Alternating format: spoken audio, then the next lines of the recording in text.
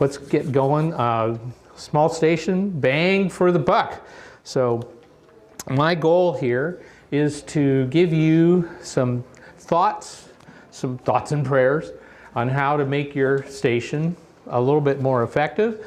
We're going to talk about the assumptions that I make in this talk, and what do I mean by the next level. Means almost beating me, but not quite. We'll talk about priorities and all these things. This is kind of how the talk's going to go, and then hopefully there'll be a little time for Q&A at the end. So where are we starting from? And everybody in this room has a different history, different circumstances, but we all start, unless you're really fortunate to parachute in to K3LR, you know, at the beginning. Oh, what's this ham radio thing? Wah! You know, we all started low and slow and kind of confused and frustrated, and what is this and why am I getting squashed? So what is the best way to get better? There are millions of ways to get better. This is not a cookbook talk. This is a sort of a toolbox talk where I shake the toolbox and tools fall out of it, and you guys kind of think about it, and maybe you pick some up and maybe you don't. And remember, the path is the fun part, you know, the building part. I'm to the point now where I love building the station and bringing in people and getting them going, and that's really exciting for me, and that's the path for everybody. So what are the assumptions here? I'm thinking, who's this talk for? You have a modest station. Right now you're a one radio person. Maybe you've got another one on the side, but you know, basically you're focused on one radio. You have a low power or a not legal limit amp, and by not legal limit I mean smaller than the legal limit. Okay. And you have a PC. Okay, there's 90% of contesters right there. PC, run radio, low power, maybe an amp, small amp. Okay, you got a modest budget, unless you hit the lottery. Okay, and you're in limited circumstances of some sort. Maybe you're on a city or suburban lot. Maybe you have some aesthetic constraints, which means not everybody thinks antennas all over the yard are beautiful. Okay. So that's where you're coming from. What are you dealing with? Now, what are the assumptions about the operator? Well, you're familiar with contesting, okay, because you're here. So you've done some. You want to give some more lumps, but you've got to be willing to study. There's no magic check that you can write to one of the hamvention vendors here that suddenly raises you up, except maybe the amplifier part. Okay. You've got to have some basic technical practices. This is a technical hobby, so you don't have to be an engineer, but you have to be willing to grapple with technical issues. And you need to pick your battles. It's one thing to say, okay, I'm here, I want to move up to this next level. It's another thing to say, I'm going to win the CQ Worldwide Single Op All Band from the black hole. Okay, remember the path is its reward, okay. And you've got to be committed to practice, practice, practice. And so the wax on, wax off thing it's really true. Okay, what is the next level that I'm talking about here? Success is incremental. It's like compound interest. It may be the most powerful force in the universe, okay, but it's slow and it's incremental and it's step by step. So what you need to do is approach this as a layer by layer problem. Okay, it's like this giant onion that you're going to peel. As we all started out, you struggle to be heard. You're down there yelling in the basement. It's like Pat Bacon's wife characterized phone contesting as that hollering shit. WA7NIN. He is a cowboy and his wife was a Nevada girl, so she let you know where she stood. So the first thing is you're trying to be heard by anybody. Okay, so then you push that level up a little bit and you're a little bit louder, and then you want to hear more. Okay, now I know I'm loud enough, but I can't hear the next layer. Okay, so then you can hear the next layer, and then you want to be heard by yet another layer. And so it's this alligator kind of thing where you're going up and up and up, push out, push out, push out. It's layer by layer. You're going to start S&P. Everybody starts with S&P. And then you're going to kind of do this CQ thing. Oh, Oh, okay. Oh, so, hey, they answered me. Oh my God, what do I do now? So then you're trying to CQ faster. And so it starts to become clear what the problem is. But you got to do this individually, step by step, to learn what you're trying to accomplish. And you start out with that one radio, and you're getting really good at that one radio, and you spin the dial, and you got all the buttons and your VFO, AB, and all this kind of stuff. And so then you're going to try SO2R, okay? And then you get to a whole new level of confusion, believe me. Okay, so then you got your SO2R. Now you're starting to kind of get that going, and it's sort of like learning how to juggle. And then what? Then you hear about this two-band, synchronized CQing, and if you want to really mess with your mind, you can try that. But it's one step at a time. Typically, you start simple, focused, do well one thing, and then start breaking it and moving up. Your operator improvement will be continuous if you operate, okay? You can't do it and then wait for a year. Sprint is so frustrating. About the time I get good at it is at 03:59, okay? and then you go, crap, I've got to wait 6 months. The nice thing about the CWTs is, you get your jollies once a week and the NS sprint on Thursday night, so you kind of keep the rest from coming up. But you got to operate regularly to have the brain build up these neuron circuits. It's a chemical thing in your brain, and if you stop, it goes away. So you've got to keep building this stuff up, and you've got to keep working out to keep your muscles going. It's the same thing between your ears.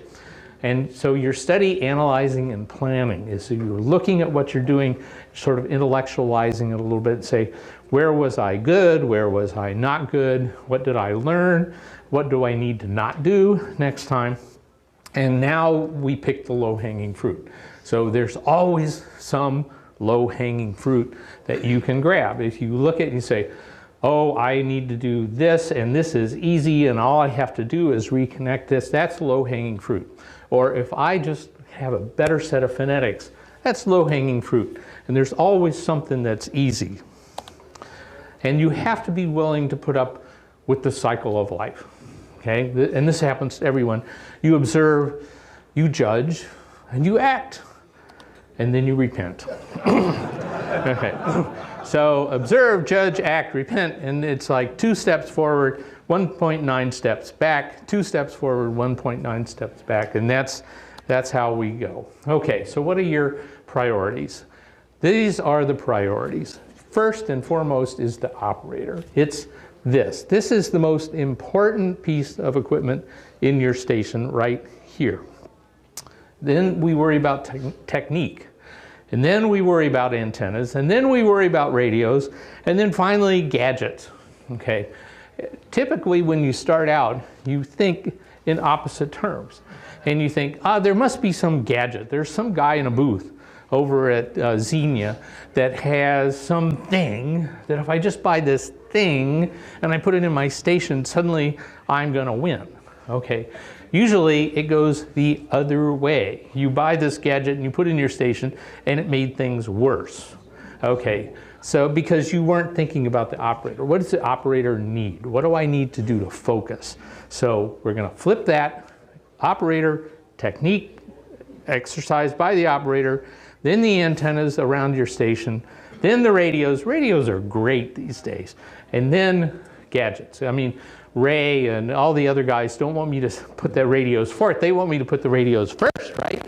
Okay, as Rob will tell you this afternoon, radios today are pretty damn good, PDG. So listen to what Rob has to tell you and you'll be a better operator for it. Let's talk about the operator. Most important thing in your operator business is your head and eyes, because this is the most important. This is where the computational stuff is going. This is where the strategizing and the planning and the responding and the copying is going on. And your eyes, and you're looking at, what are you looking at in your station 99% of the time when you're on the air? Is it the radio? Nope. It's the computer display. Okay. That's your window. What you're creating here is this giant ionospheric radar radio telescope where you're receiving stuff from everywhere at all angles and all bands, and you're trying to integrate to your mind to know what you're doing.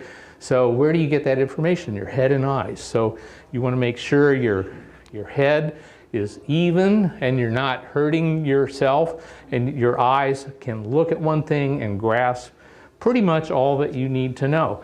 You don't want stuff everywhere. Next thing is your back and your arms. Okay, so you're sitting there typing away. Is it a typing contest? Yeah, it's a typing contest, okay? So your hands are on the keyboard. You want to make sure that your hands and arms are comfortable. How many people remember the glass elbow, the tuning elbow from analog radio, sometime around Saturday afternoon, just putting your elbow on the desk was incredibly painful. And so everybody had their own special towel, or whatever that they would use to pad their elbow. That was a big trick at the time, So you want to make sure your back is comfortable, not hurting. You don't want to be sitting funny. Your arms are comfortable. The desk's at the right height. Ergonomics, it's really important. And then what is the most important part of the body? It is your butt, okay? Your butt, you've got to keep the butt in the chair, all right?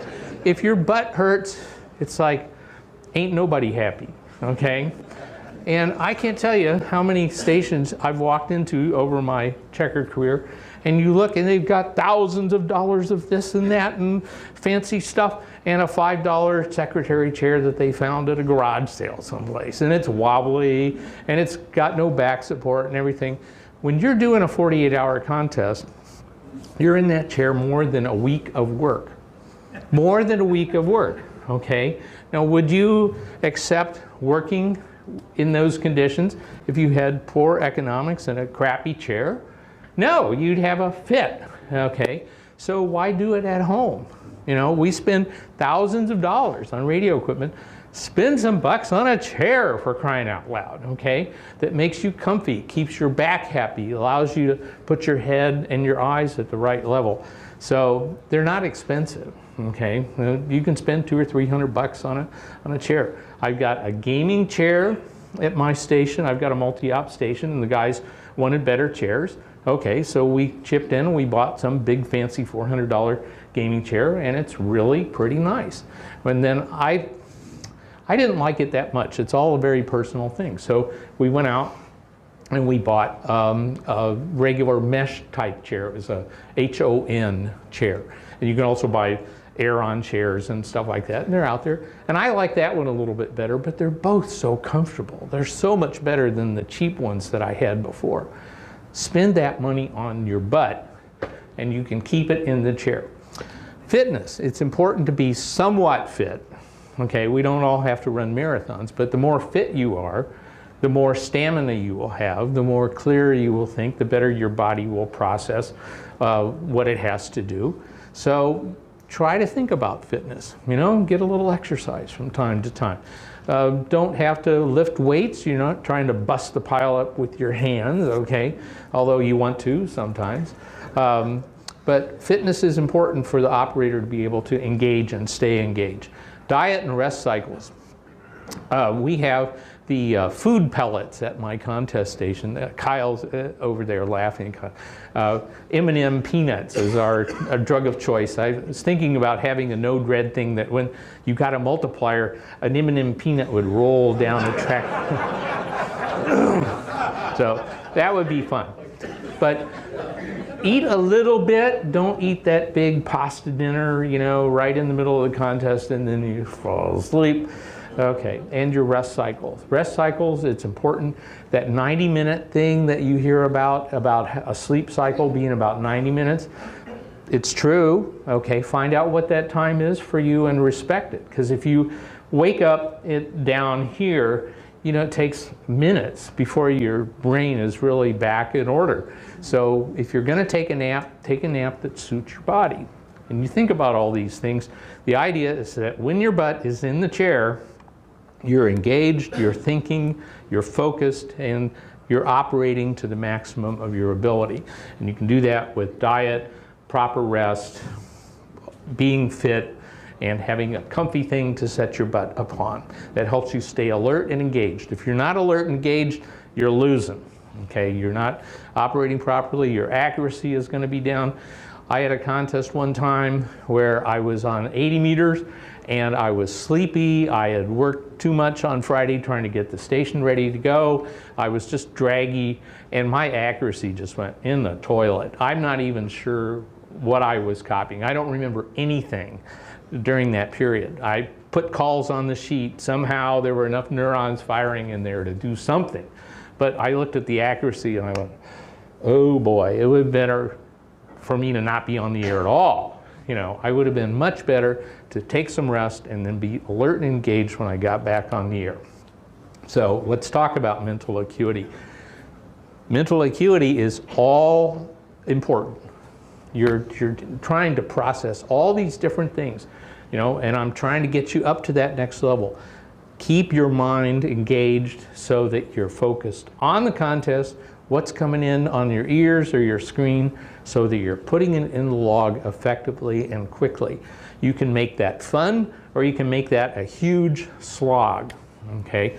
So use these techniques that we talked about in the previous slide to make sure that when you're on the air, you're having a good time, you're focused, and you're not fighting your own body.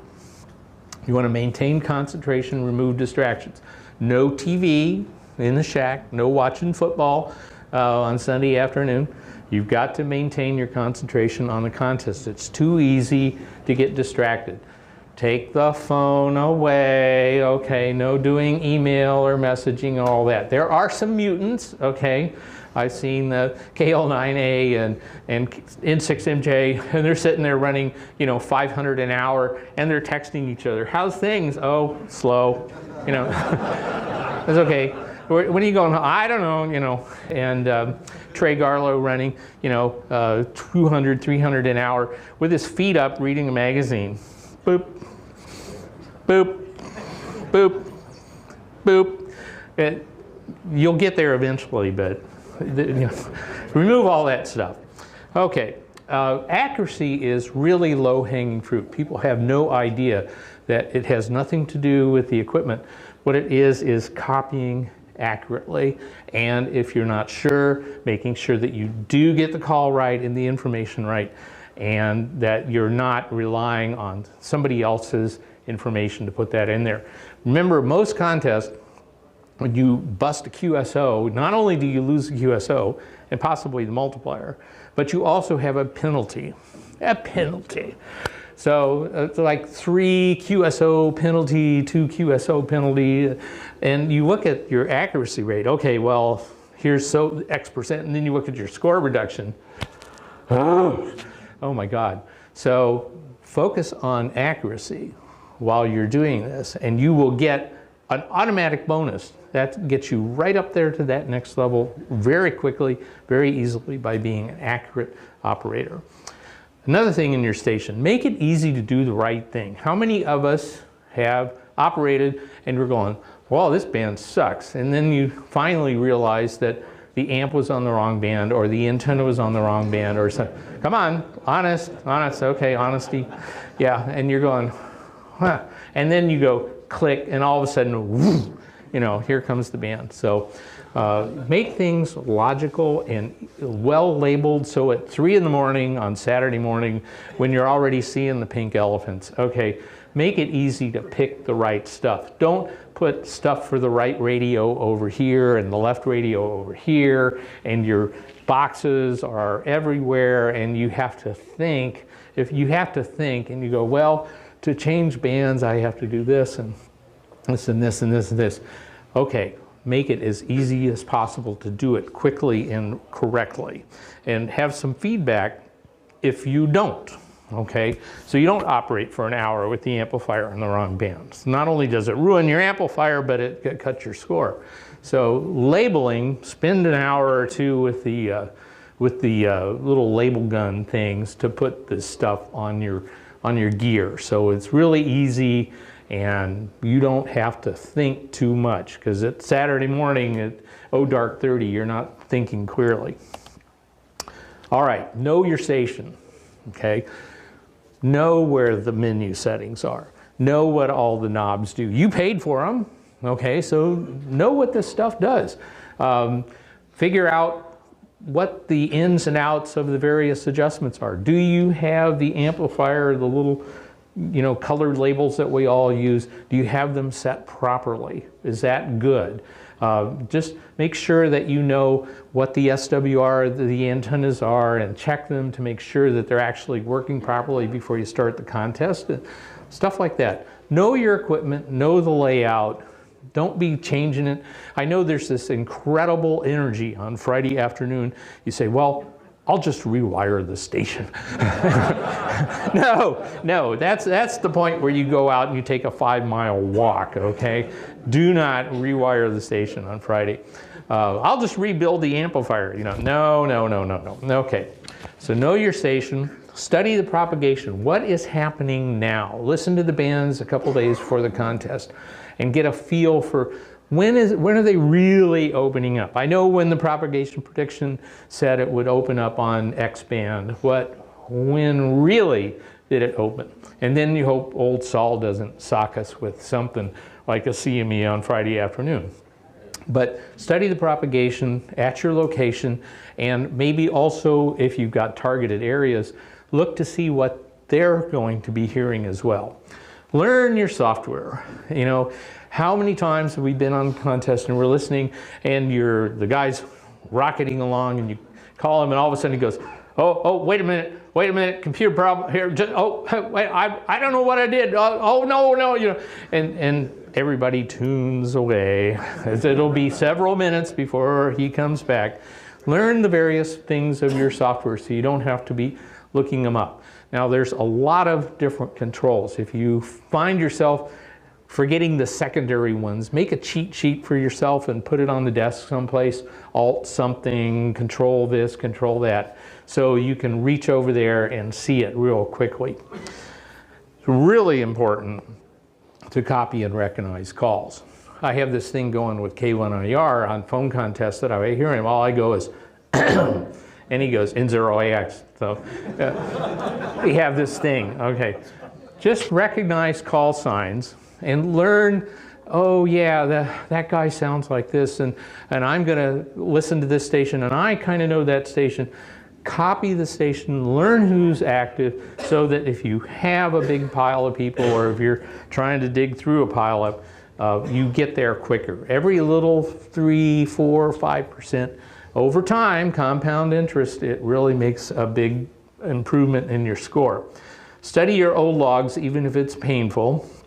I used to have this thing in Sprint that I would put my log in a spreadsheet and it would compute what I called the doofus factor, which is like you get these periods where you absolutely cannot work anybody. You're completely out of sync. We've all been there. So I look for those. What happened? What was I doing? Was I going fast and then all of a sudden nothing? Or was I going slow? Whatever. Study your old logs, find out when things were really working and try to think, wow, what was I doing? What really worked? What was happening there? How can I recreate that? And oh, this was bad. How can I not recreate that? Okay. Study the logs of your peers, the people that you're competing against in your contest club. Get some of them. Say, wow, how did you find that guy? How did you know that station was on? How did you heard her where? When? How did this happen? And you were going really fast there for a while. How did this work? So, and you can also find their doofus factor too. Study the logs of the winning stations. Who won? When I was just starting and I was in this process of coming up, and you never stop coming up. You talk to the top guys, they're all still trying to improve. But as you're coming up, there's these people that are just amazing with what they do. How did they get another 1,000 QSOs? Ask for the log. Chances are they're going to give it to you. They're going to help you the way that you will presumably help others. So ask for these logs. What are they doing? How did you do this? What were you doing to make this go so fast? And that's how you learn these little wax on, wax off tips. Technique. Let's jump down one more layer here. Number one source of score dBs is technique. honing your technique, becoming efficient, becoming effective. Practice makes the master. Wax on, wax off. Okay.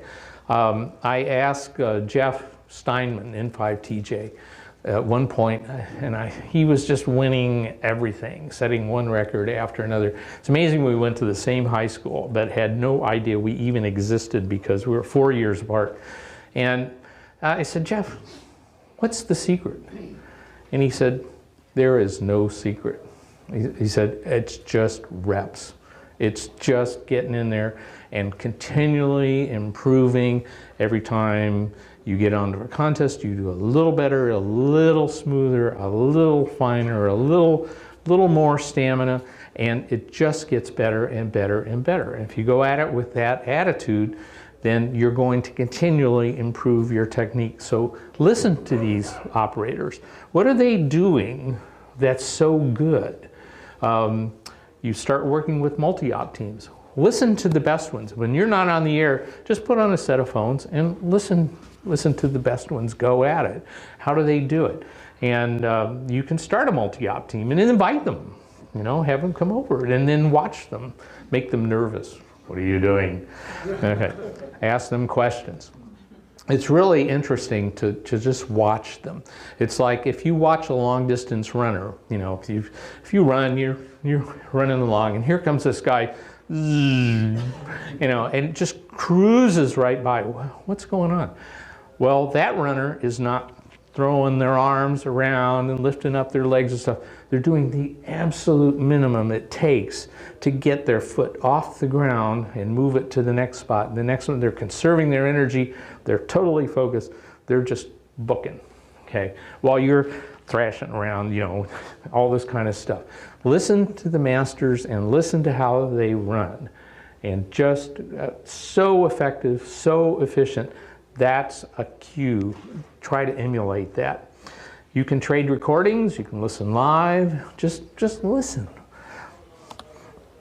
Run more and whenever you can. That's the small station challenge. You're thinking about, gosh, there's this big station, I should be making lots of QSOs. Well, how do they do that? Because they're calling CQ. If you're not calling CQ, you're not winning the contest. That was something that was impressed on me ages and ages ago. So find the propagation. You've got a small station. You're not going to elbow the big guys off their frequency. They will squash you like a bug. So go find propagation that favors your station now and use it. And you don't have to be on the band edge. That's kilowatt alley where the big dogs run, okay? Unless you can really power through, you're just not going to have any fun there. So move up the band. Get into a clear station. Think to where the other stations can hear you clearly. So signal to noise ratio works on both ends. If you're calling CQ, maybe you can hear stations are calling, but if you're in all this mess down on the low end, the other stations aren't going to be able to hear your signal. So move your signal someplace where you have a good signal noise ratio in your target area. And then people will call you. Now the skimmers on CW and on the digital reporters, they will find you in that whole first 100 kilohertz band. Okay, you can even move above 100. Can you do that? Yes, you can do that. You move up above 100, you're obviously going to be in a less populated area, but it's going to be a clearer frequency. If you're a smaller station, you'll be more audible to the target on the other end. And you can often get much better rate, and you also get some unusual multipliers that don't like being squashed in a big pileup on the other end. They will tune by and grab you. So think signal to noise ratio on both ends. Accurate, accurate, accurate. Type accurately.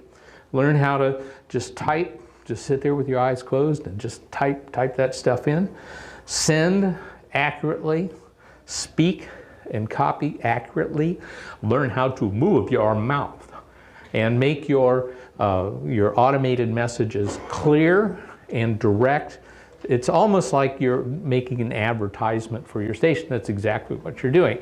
So when somebody tunes by you, they hear your call sign clearly, they hear your information clearly, and you have to move your mouth a lot. So you have to practice that. It doesn't help to go really fast because nobody can hear you. Okay, clearly speaking and copying.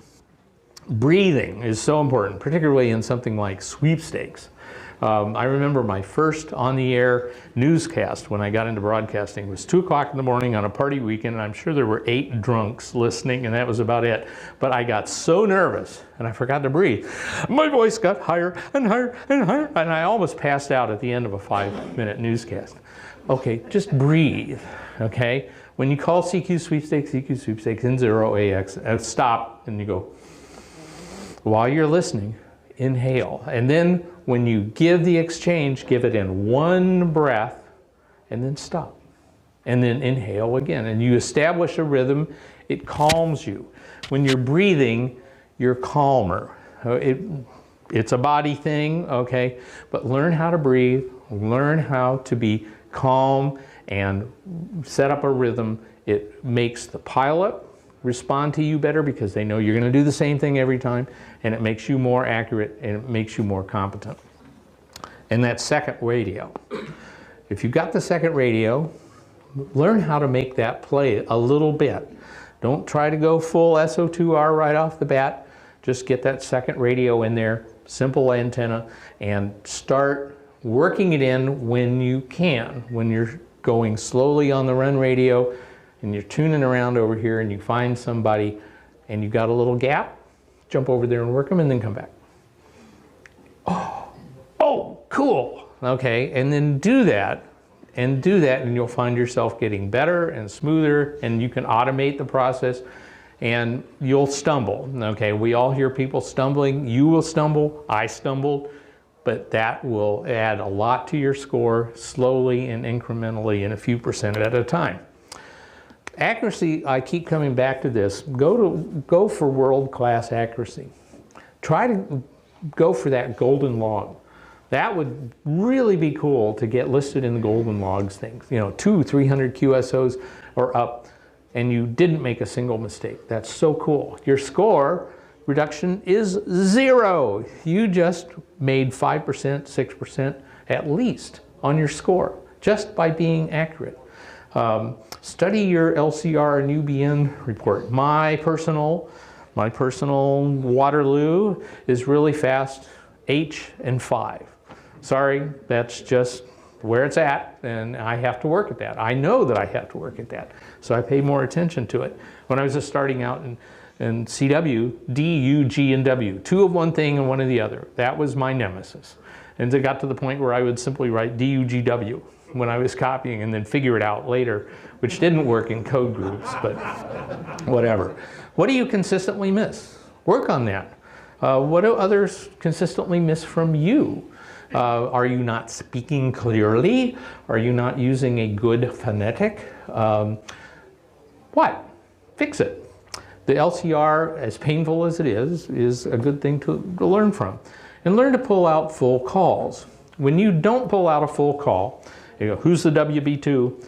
Well, you've automatically cut your rate in half because you've got to stop, okay, call again. They all call, okay, and you have to ask for the WB2. Okay, and so if you can listen and grab WB2 ABC first time, you really accelerate your rate. And that's another piece of low-hanging fruit. Here's a tip. If you call CQ and then a bunch of people call and you only get the prefix, just wait for a second and they'll call again. But they will be, fewer will call and they'll be spread out in time. They won't all start at the same time. And sometimes you just wait for a second and you'll get a completely different call, but a complete call. And that means one back and forth has been avoided. So that's an interesting little bit of low-hanging fruit. Be wary of databases. The best way to a bad accuracy is to use a database. It sounds so counterintuitive, but this is the database. This is where their information is. This is where the call sign about. Single super check parcel, that's okay. But when you start pre-filling in the exchange, you can lose all of your QSOs. You bust the first one, they're all busted from that point if you don't correct it. And if you do correct it, then you got to go back up and mess with the log and all this other stuff. So avoid the database if you want to get to world-class accuracy. and learn when not to guess. K3ZO had great advice. He says, try twice and then quit. That was it. This is a contest. It's not a popularity contest. It's not a, the idea is not you're being kind or gentle or polite. You're trying to make points, okay? And so are they. So if you get, and you try it a couple of times, say, sorry, QRZ contest. They'll move on. You'll move on. Maybe they'll come back later. We've all done that. We can't get through the pilot. We tune away. We come back 5 minutes, one call. We're in the log, just because propagation changes. So don't guess. Guessing is bad for accuracy. It's going to bust stuff. You're going to carry that through the log. And when to move on. 2 times and quit. Running is key, okay? Just get on there, call CQ. It's an unfamiliar thing when you're starting, but call CQ whenever you can. And watch your rate meter. Watch the QSOs per molt. It's so much fun to do DXing during a DX contest, okay? And 9 Golf 5 shows up. Oh, I want that one. Okay, how many QSOs is 9 Golf 5 worth? It's just a multiplier. It's no different than, PY4, if you don't have it on the band. Okay, so how many QSOs are you willing to give up? If your rate meter says you're working, 2 a minute, and the QSOs per molt is 4, okay, you can only call that guy for 2 minutes, and then suddenly you're hurting your score. Okay, so learn to do that math, and don't get too distracted. I keep putting packet. You'll hear that word so many times. How many people actually use packet radio? That's what I thought. Okay. It's like the floppy disk symbol for save file. The floppy disk hasn't been manufactured in 30 years. We used to call it single op distracted. Because you're trying to tune and then food pellet, and you're over there squirrel. So if you're trying to be a single op, try to run. Focus on running, and only when you have to start moving do you start doing a sweep for multipliers or something. Okay, too much adjusting or tweaking. The JAs will not know or care if you move your beam 10 degrees in order to peak it on JA. They will not care. And you're in there, I got to point it exactly at Berlin. Okay, no, you don't. Okay, our receivers are really good. Just point it along the Pacific Rim, point it at Europe, be happy, stop messing with stuff. Maybe peak your amplifier if you go from one end to the other, but that's it. Leave it alone. Focus on what you're supposed to be doing, which is working people. Okay, operating time, off time planning. Maybe, I haven't been able to do a 48-hour contest in years and years and years. I just need to sleep, okay? So I just have to allocate time, and basically my secret is to have Kyle and Connor come down and operate all night while I sleep until the morning. Yeah, see, and then I make them pancakes, okay? And then we're good, okay? Plan your operating time. How much time do you really need? How much can you go? You have to find that out. And then find the sweet spots in the propagation for when you are going to be there to work people. Plan your off time. It's no good to knock yourself out at dark 30 if that means you're dull and ineffective during the morning Europe run. Okay, so yeah, you may miss the multipliers, but if you're going to make it back in rate, make sure you're alert and awake and in the chair during your high score times. And then go get that next contact, which is particularly hard on Sunday when things are slow. So you'll get to Trey Garlow soon enough, but don't be reading the magazines, no TV, texting, browsing, all this kind of stuff. Focus, focus, focus. If you are that bored with it, take a break. Take a shower, take a walk around. A 15-minute break will clear your mind. It's just amazing how much. And a shower, it's terrific. Plus you get that wonderful ghost code in the shower, where your body is desperately trying to make that post-contest tinkle. I tell you, it's like, whoa, where was that guy when I really needed him? I was out doing the Missouri QSO party one time, and I did 45 minutes on a county line, you know, and I had the, Ellen was driving, and I'm operating, and I had the radio hooked up to the car stereo so we could both enjoy it. And so I'm operating away, and I stop at some point, and a couple minutes later she says, I hear it. And I said, what? She says, the ghost code. I hear it too. So she's got potential. Okay. All right, manage your score. Watch for those multipliers and move them. Sunday is usually pretty good. I'm talking in the context of a big 48-hour contest here, where you can work people on different bands. Late in the contest, when things slow down a little bit, you can sometimes easily move the other station, okay? And go bing, bing, bing, and work them on 2 or 3 different bands. Have the other frequencies ready to go. So you say, can you move to 15 meters? And they say, yes. Well, have a frequency. Don't say, oh, wait, hang on a minute, let me find a frequency. No, no. You got to be ready to go. 21, 111, or 14, 123, or whatever. And they'll type it in on their end, you'll type it in on your end, and then you're done, and they're back, and they're back running again. Avoid these penalties at all costs. Accuracy. Expeditions. Oh, well, as far as penalties go, when you see suddenly Sunday afternoon and say 5U1A has been on all weekend, big multi-op expedition, and then Sunday somebody posts 5V1AA, it's busted, okay? All right? Because suddenly a giant signal from Togo does not simply materialize, okay? Always get the call sign. Expeditions, and NG3K puts out a list all through the week. Who's where, all these different things. And they want to work everybody as much as you do, so keep an eye on it. Man, I haven't worked the VP2M guys. Or, I'm missing them on 20. That's easy right now. Where are they right now? Make skeds during the contest. This is usually something you can do on phone. You're working somebody and they're far off, and the other bands aren't open right now, but you say, are you going to be on 80? And they go, yeah. And you go, when? Okay, and we'll be out there about 400 something. Okay, what frequencies you guys? Okay, I'll see you there. Whoa, that's the kind of thing. And then you make a little note to yourself using those cool functions in your logging software or paper and pencil. 0400, be there 37 something.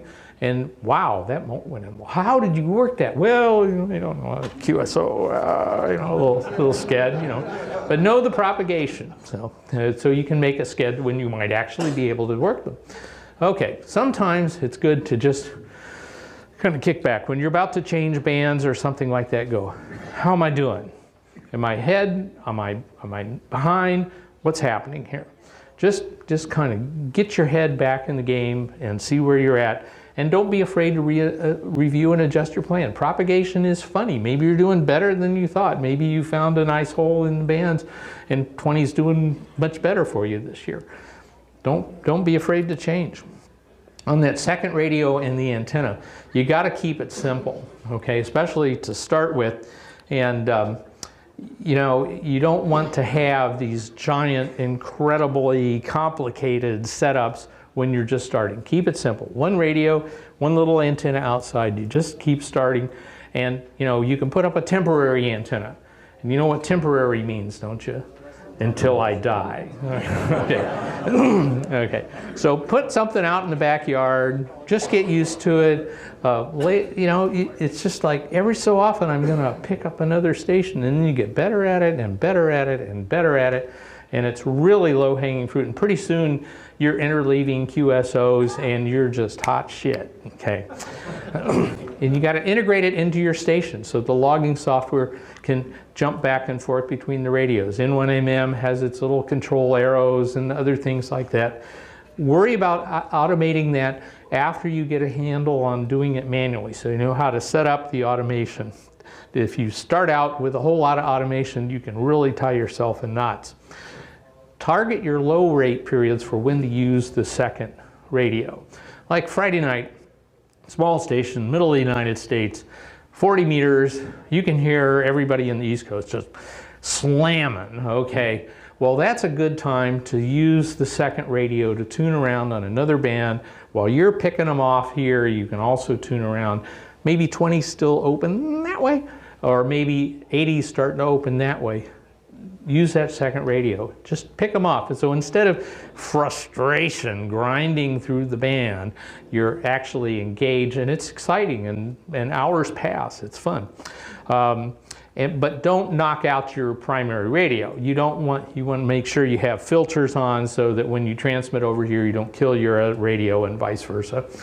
And consider the automation, but don't jump into it with both feet until you get some experience with it manually, so you know what you're trying to do. Okay, in-band tuning. If you are low power, sometimes with a clean radio, you can do 2 stations on the same band. Just move your antennas really far apart. If you're getting over S9 plus 60 on the second radio, you're either too close or that's not good because you'll damage the radio. But if you can do that, QRP is really good. You can get to within 20 kilohertz of yourself. And if only one band is open, you can double your effectiveness on it. So you're CQing on one frequency and tuning around for spots on another. Okay, the quick QSY, somebody asks you to move. You want to be there now. Make it easy for them. Know the frequency, have the frequencies, make a list. Every so often, tune on the second radio to where there's a clear frequency. Oh, okay, all right, so I can move them up there. Running and tuning, listen to 2 audio streams at the same time. You've heard the ghost code. I think we've all heard the ghost code. But when you're listening to 2 audio streams at the same time, you're trying to turn off a thing in your brain that is automatically correlating 2 audio streams. That's how you can go into a bar and it's all noisy and you can still talk to that guy. Okay, because your brain is really good at that. Well, for SO2R, you have to turn it off.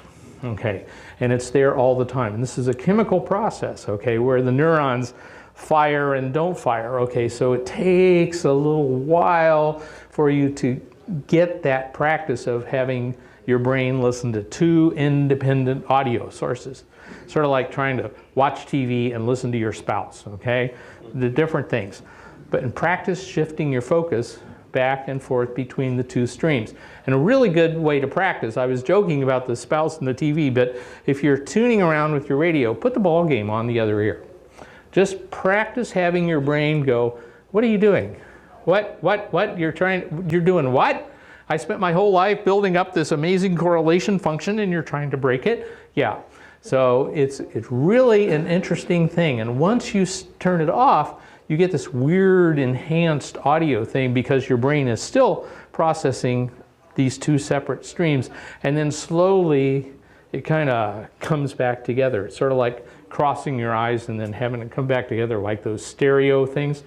It's a real interesting thing. You can overthink this, obviously, but practice listening to 2 audio streams and shifting your focus.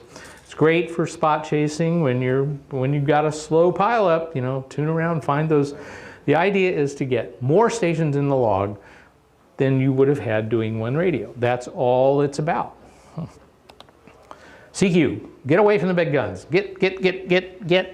Nobody else can hear up close to them because they're so loud, and they're all so close together because they're all so testosterone fueled that they just have to beat their heads against the other. Okay, get out of there. Tune away, just walk away. And worry about SNR. Are other people going to be able to hear you and respond to you?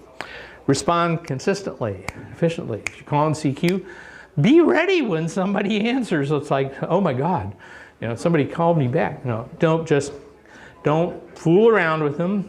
You just want consistent, efficient responses. Work the fast ones first.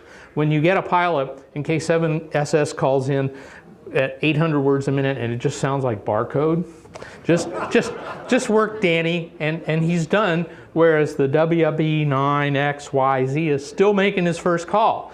Okay, grab the first guys because they will move if you don't answer them. They're doing this, okay? So, or they're on their second radio. All right, so work the fast guys. The slow ones will be there for you. pull out a full call like we talked about before. Learn to listen for that sound in the pilot. What is that? Oh, you know, great. Whoa! Everybody else stand by who's 3 Victor. Okay. And the weird prefixes, you know, those are the ones, any prefix that begins with a number is really cool, all right? But learn to listen for these little nuggets of goodness when you're running and you hear these guys that are multipliers calling in. And RF gain and attenuation, it's amazing. The RF gain is not welded at 10. It is not. You can turn it down. And if you turn it down, what happens is your dynamic range goes up. And when you're on 75 meters and the static is just beating you senseless, turn down the RF gain and put in some attenuation. The band will be so much cleaner, you won't believe it. Okay, you can still hear people. Learn how to ride the audio and the RF gain. Use your receiver, keep your dynamic range in the sweet spot between the noise floor and the overload range. Rob Sherwood will talk about this afternoon. And use your ears for filtering. Fred Long never bought CW filters. He's a mutant. He's crazy. But he would just learn how to discriminate in his head between the different audio tones. Learn how to grab an audio tone and lock onto it if you're doing CW. Not so good if it's phone, but you know, you want that one, not everybody else. Okay, antenna selection. Next biggest bang for the hardware buck. Improve. What you want is just that next level. Simplify your switching and aiming. You know, you're not going to buy a new antenna unless it's a really big one that's going to make a huge change. If you can go from a fixed wire to a small beam, money in the bank. Okay, but simplify your switching so you don't have to do 8 switches just to change antennas. Make it easy to aim at where you want. And remember, contesting is not DXing, although we're DXers at heart. It's really hard to separate that. Focus on volume. Maybe a small fixed Yagi to your sweet spots, you know, to Europe if you're on the East Coast, or maybe you're Caribbean or Pac Rim, depending on where you are in the country. Okay, remember, it's only temporary. Okay. Simple low band receive antennas. How many went to Frank's talk this morning on optimizing your low band? Okay, a lot of good information there. Look up Frank's talk online. There's a lot of PDFs and stuff, really good stuff. Anytime you can reduce noise, it'll reduce your fatigue. Okay, radios. The clean receiver is the most important. You need a wide dynamic range, but it doesn't have to be an $8,000 dynamic range. Sorry, Ray. Okay. Most radios are just fine, but you got to move your dynamic range to where the sweet spot is, above the noise floor and below the crunch level, okay? And you can use RF gain and attenuation to help. Filtering. You want good filtering, but you can overdo it, okay? You want to have some situational awareness. So unless you're really, really trying to pull one little guy out of a mess, you know, 400 or 500 hertz with soft sideband slopes is usually pretty good, because you can hear somebody kind of sneaking in, you can hear somebody that's off frequency, all this kind of stuff. You don't want to try to run a pileup with a 200 hertz filter because it's just too narrow. Low audio distortion. Well, how many of us have bought a radio that has a terrific RF front end and then the output audio is crap? Okay, and like, what's the matter with this? It's crunchy, it's messy, it's noisy. Okay, low audio distortion is really important because distorted, noisy audio fatigues your ears. Okay, wears you out. So make sure you get nice, clean audio. So clean transmit is just as important. Okay, we're going to talk about the Clean Signal Initiative. You'll hear more about that. But big sidebands do not make good neighbors. Okay, this is the part of the golden rule: do unto others as you would have them do unto you. This is the retributive clause, where if you do not follow the first clause, or others will do unto you as you have done unto them. Okay, that's the flip side of that. So clean up the transmit signal, and with modern solid state amplifiers and radios, this is a real challenge because they are not designed for linear service. And we're going to find out how bad this is. How many had a sweep tube amp back in the day? We're back in the area of sweep tubes. So learn how to use all those knobs. Gadgets. The fewer boxes you have to manage, the better. Okay, if you can automate something, do that, but make sure you do it manually first so you know what you're doing. Really evaluate the need. It's cool to have a new box, but is that going to really help, or is it going to be a distraction? Is there some alternative to buying a gadget?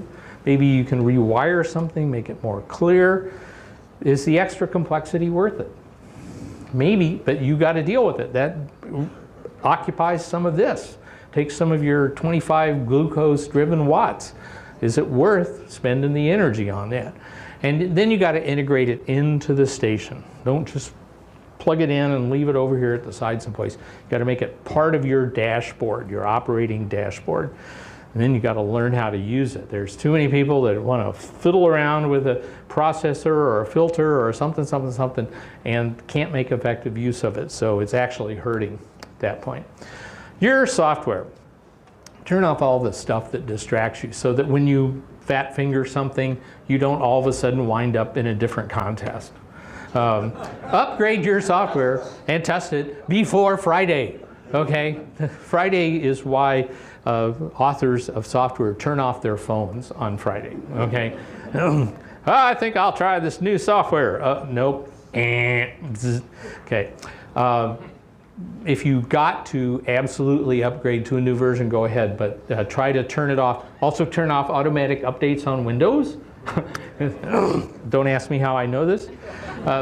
Arrange your windows to match your layout. If your radios are one above the other, make the control windows one above the other. If they're left and right, make your windows left and right. Don't cross them up.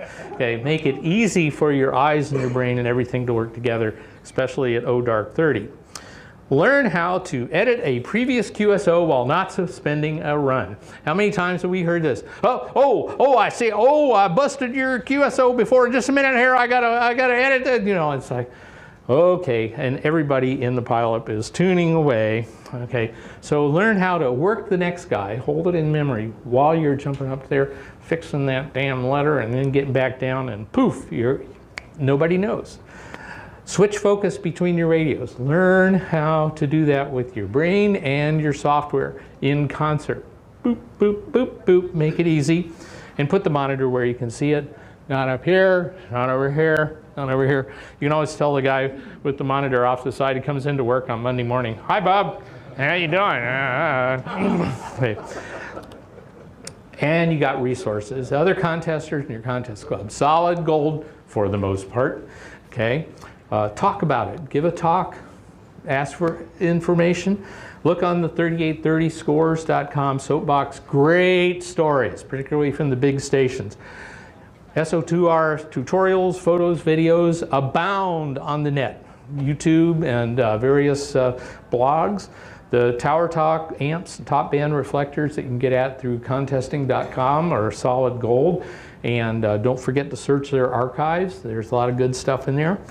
National Contest Journal has bonus content on their website, a lot of good stuff there. Contest Club newsletters, all kinds of good stuff. As a newsletter editor for a while, I love getting all these other newsletters. There's a lot of personal stuff in there, but it's really fun to read some of the stuff. So let's jump back. Operator first. Focus on yourself. This is the most important part of your station right here. Well, this is also important. Technique, just smooth it out, just craftsmanship, easy, smoother, more efficient. Your antennas, if you're going to spend money on something, your antennas are generally where you get the biggest bang for the buck, unless you're still using that HW101, sorry. Your radios, maybe it's time for a new radio now and then. Maybe spend some money on a second radio. That would be good. And then gadgets, to fill in those little tiny gaps. So